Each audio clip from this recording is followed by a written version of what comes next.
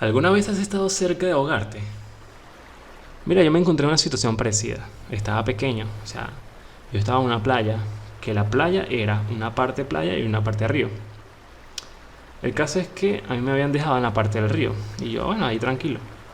Pero ya yo me había aburrido de la parte del río, era como que chimba, pues no había olas ni nada, yo quería estar donde estaban las olas. Pero no me habían dado permiso de estar ahí. Pero yo igual me fui así como escondido y tal. Y bueno, grave error. A medida que me iba metiendo en la playa, las olas cada vez más me arrastraban a lo profundo, hasta que llegó un punto en el que no me podía salir. Y ya no tocaba fondo ni nada. Y por más que intentaba nadar hacia adelante, la ola me volvía a arrastrar. Y así estuvo un largo rato, y yo llorando y llorando. Solo pensaba en que no me quería morir. Por suerte alguien me vio y me sacó de ahí.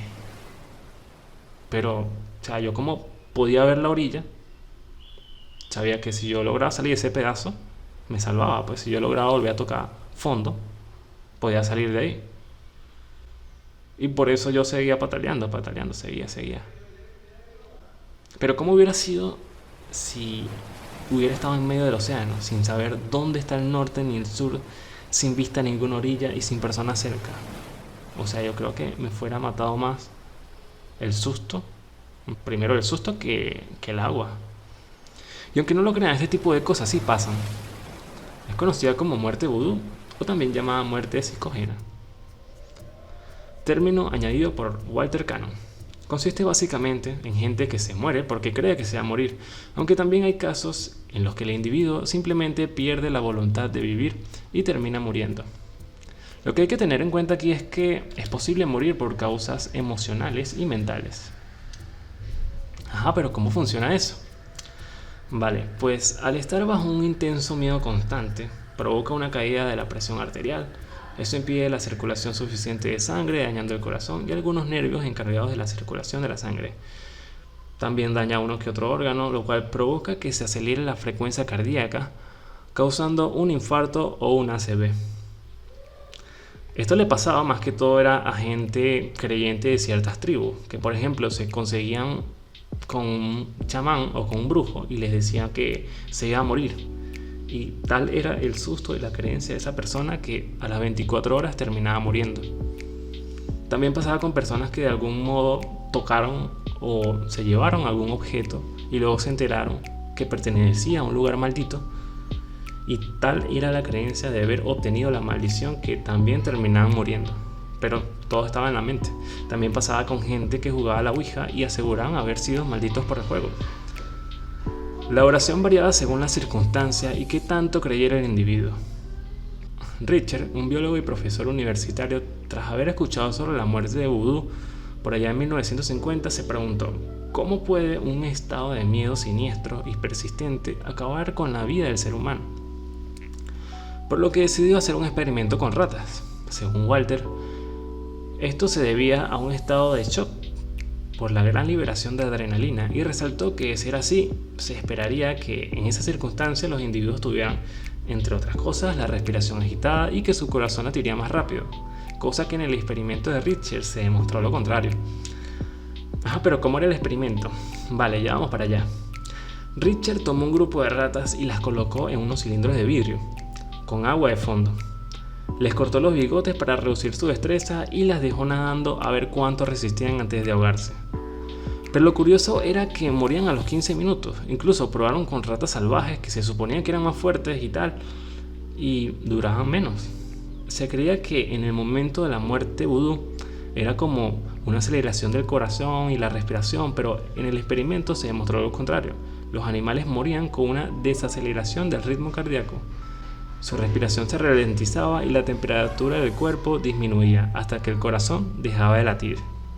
Entonces, ¿qué mataba a las ratas? Todos sabían que las ratas podían nadar más que eso. Quizá la desesperanza, ya que las ratas se encontraban ante una situación contra la cual no tenían defensa. Vino Richard y modificó el experimento. Tomó las ratas y las ponía en los frascos, pero justo antes de que murieran, las sacaba y las sostenía un rato.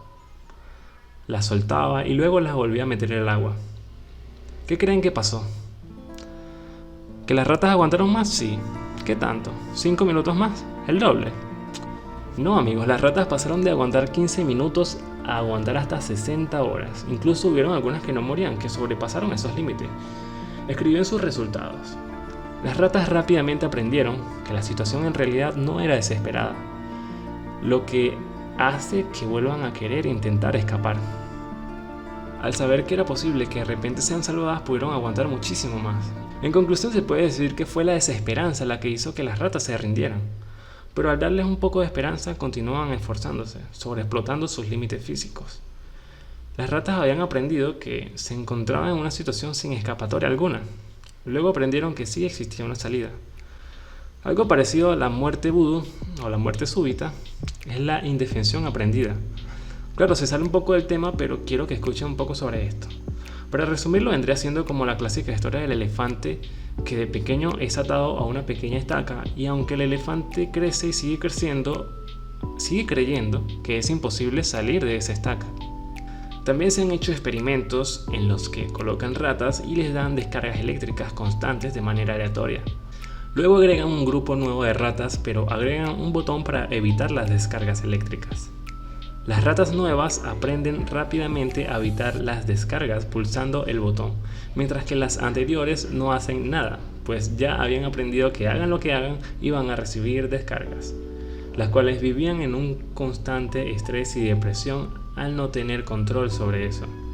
También se llegó a hacer un experimento en humanos. Se les pedía que realizaran una tarea que requería cierta concentración y se les colocaba un ruido molesto. A un grupo se les dio la posibilidad de apagar el ruido cada cierto tiempo y al otro se le negó la posibilidad de apagar el ruido. Dieron mejores resultados quienes tenían el control de apagar el ruido, aunque en algunos casos nunca lo apagaron, pero el simple hecho de saber que tenían el control les daba una mejor tranquilidad y se podían concentrar mejor. ¿Qué se puede rescatar de esto?